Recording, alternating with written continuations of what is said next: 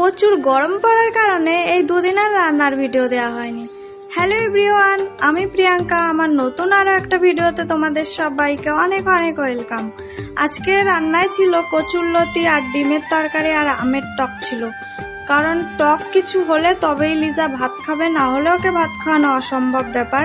ওই জন্যই ওর থালায় রোজ কিছু না কিছু টক কিছু রাখতেই হবে, তবে ও কটা ভাত খাবে।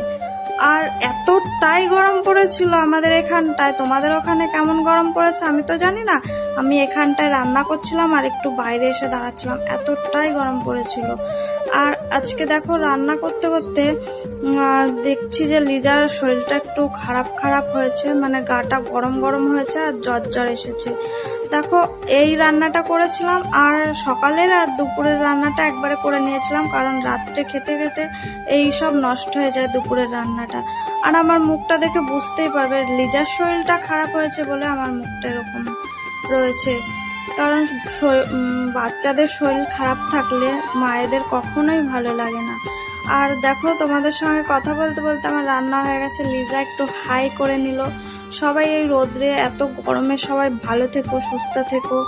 আর দেখা হচ্ছে পরের ভিডিওতে। Tata, bye bye. ততক্ষণ সবাই ভালো থেকো, নিজের যত্ন